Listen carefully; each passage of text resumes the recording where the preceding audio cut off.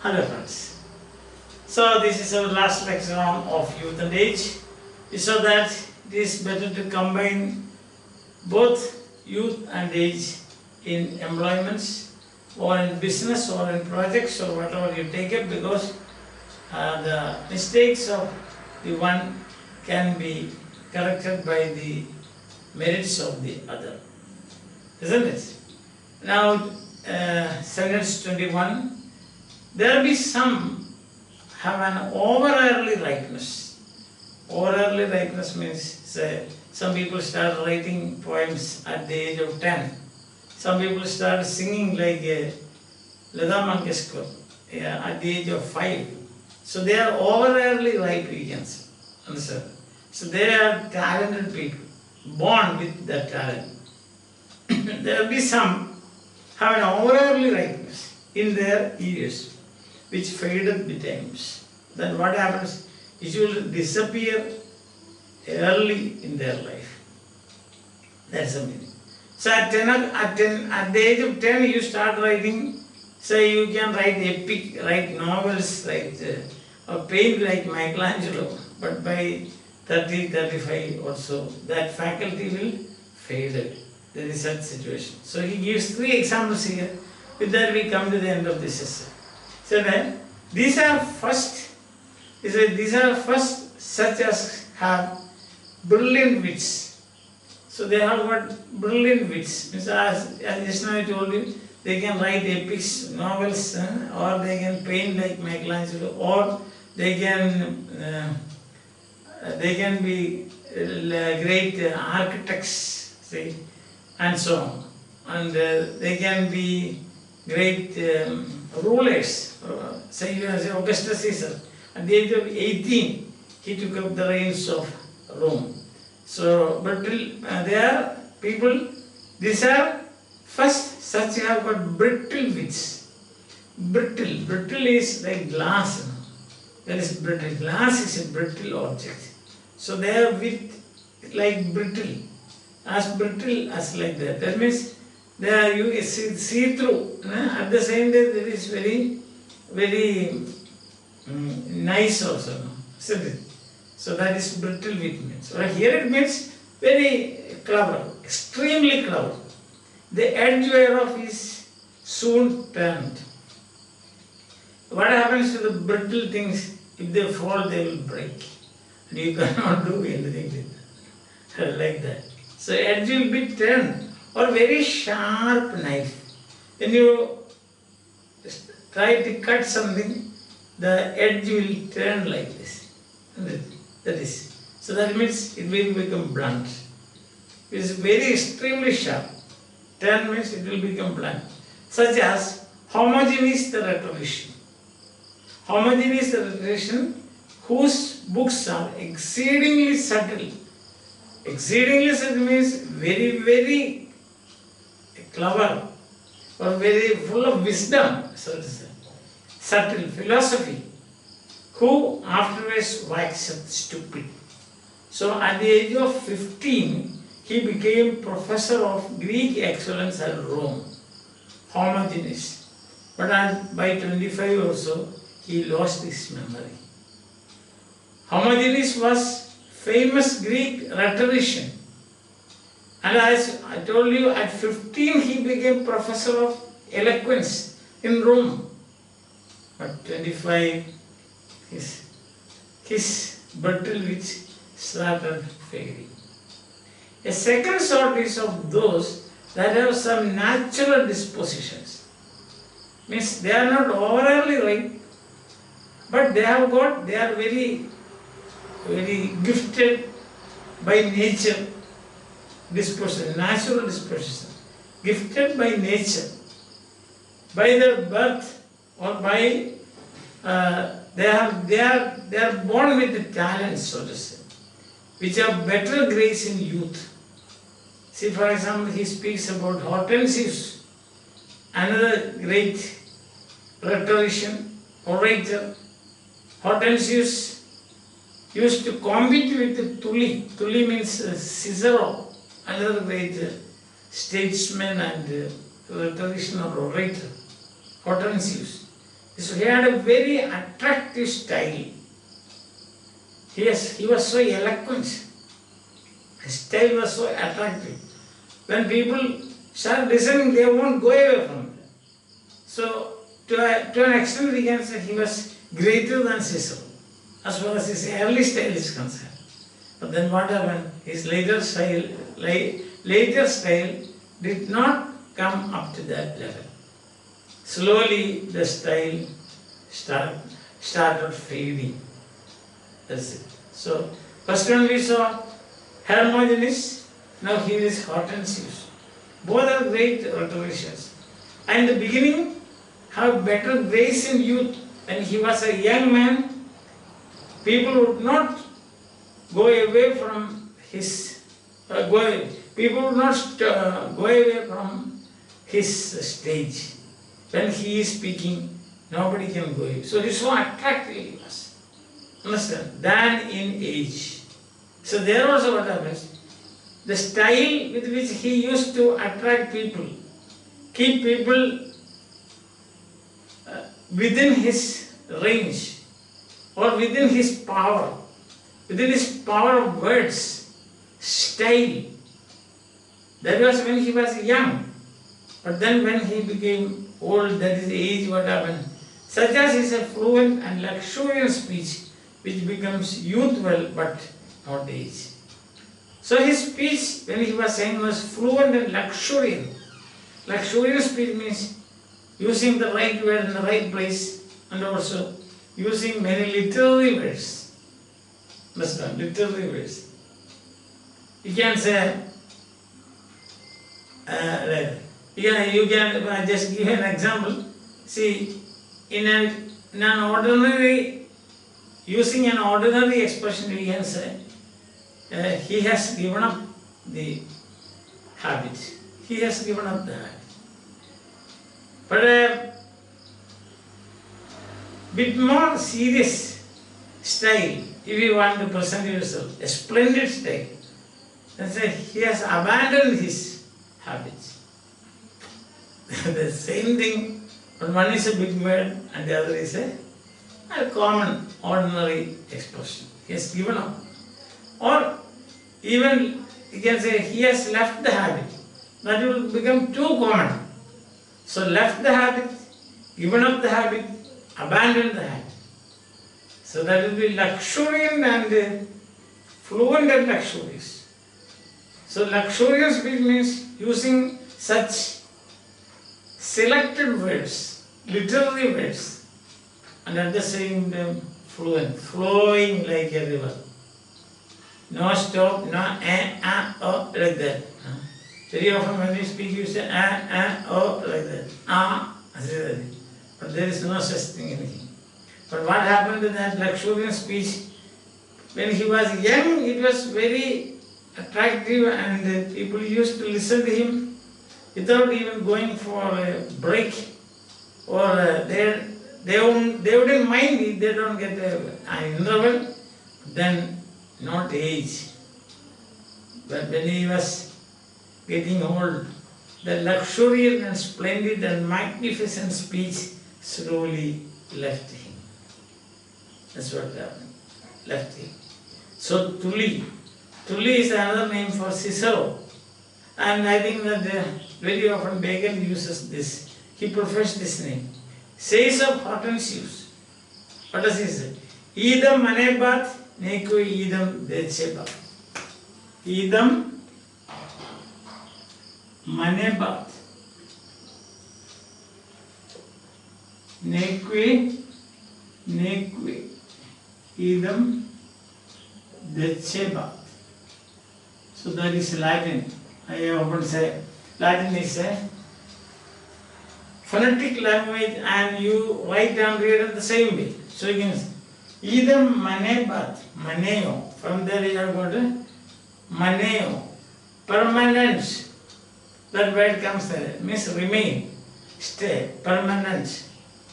His appointment is permanent, maneo. That is the root. Idam, that. Idam. That remains. Neque idam decebat. Dece means teaching. What happened is he did not, he says that, that's a part. He did not change, though his style did. The man did not change, but his style changed. He did not change. He remained the same person. He did not change, but his style changed. That is it. His earlier style was luxuriant and splendid, magnificent, spectacular.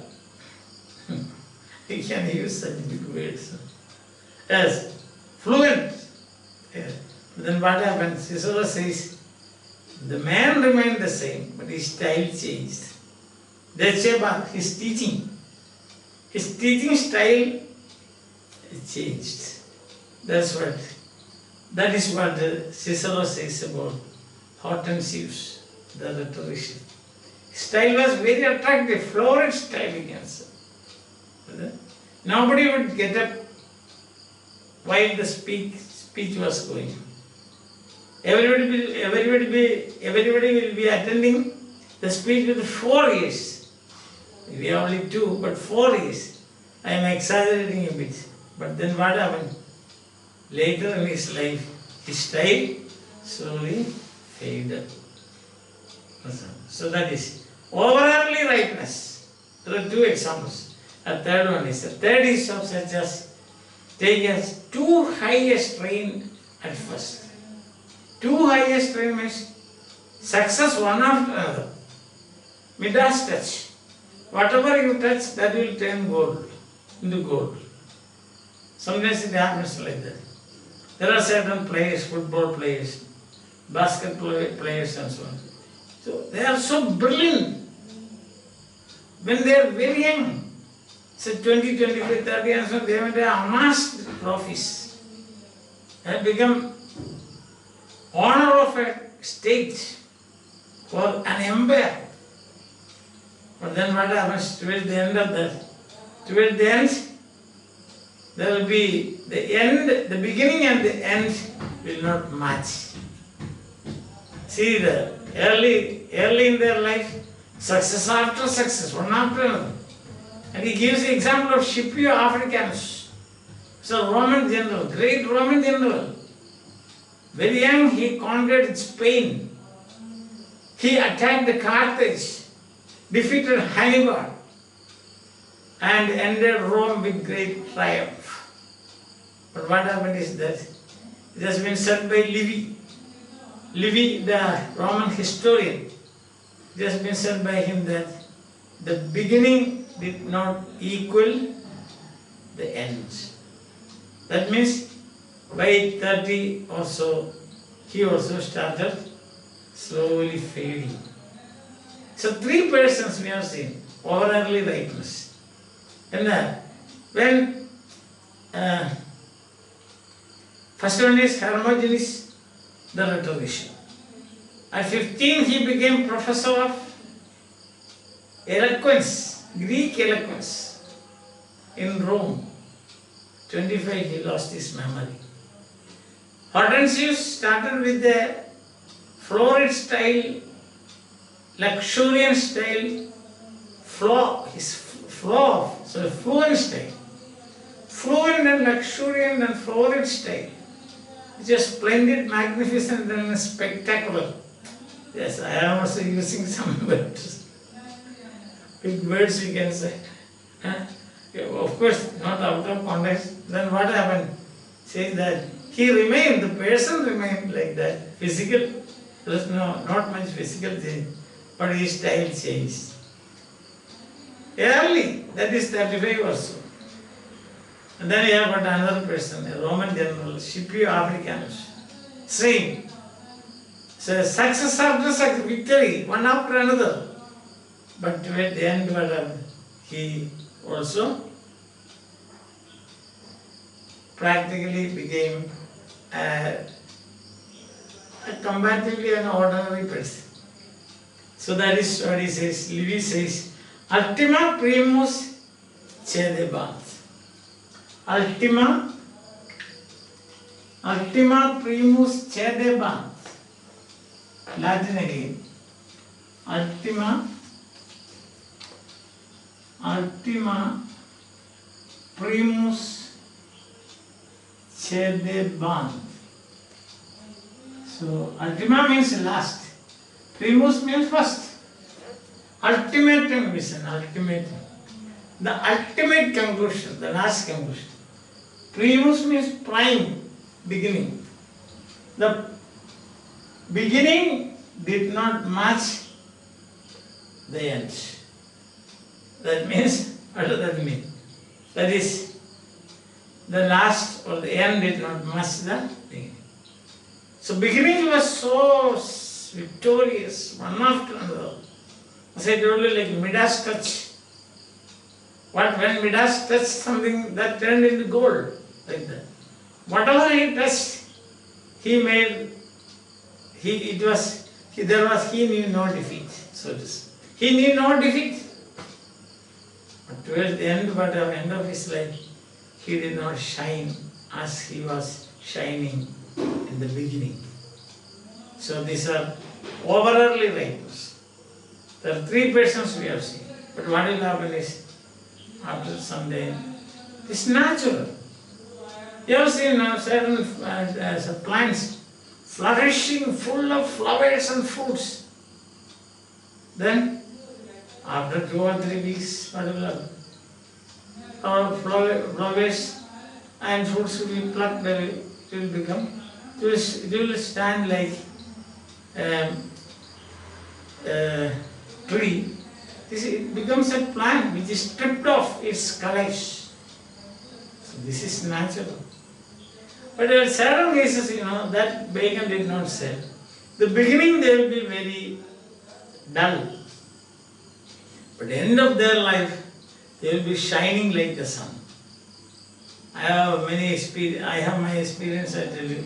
Some students are very dull and stupid and what we should say, we feel like kicking them. The early years of their life. But when they reach, say after graduation, when they come to post-graduation, they simply become brilliant. That's the other way around also you can see. School level very brilliant, but when they come to post-graduation and so on, they become very dull. These are things that you will find in nature. Alright, my dear friends, I hope that you have followed of youth and age.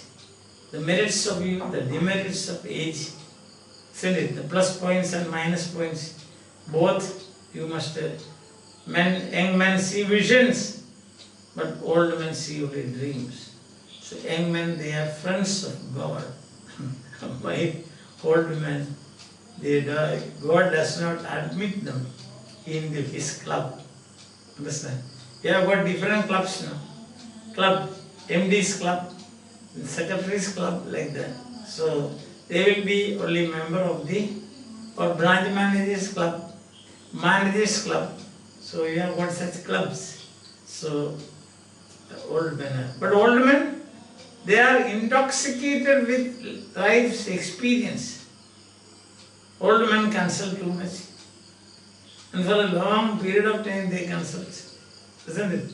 Young men, they act. So there are many such merits in the young men.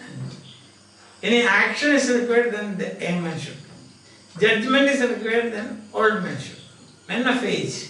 We don't say old men of age. Means experienced people. When you say aged and old men, that means plus 80. They are the people who are waiting for. They may not have anything to do in this world. So men of age, that's a different meaning. That is experienced people. Sometimes you will find it is old is also used in this, and then we must remember old is gold. Okay, so we have been together enjoying this of youth and age, and I hope that you will like this and share it with your friends. But before that, let's wash our hands and flush out Corona. That is the slogan for this week. Hope that you will forward this to many of your friends. It is part of our effort to promote corona literacy. It's knowledge about corona and COVID and the related things. So see you again with another essay in the near future. Till then, bye. Have a nice day. Take care of your health.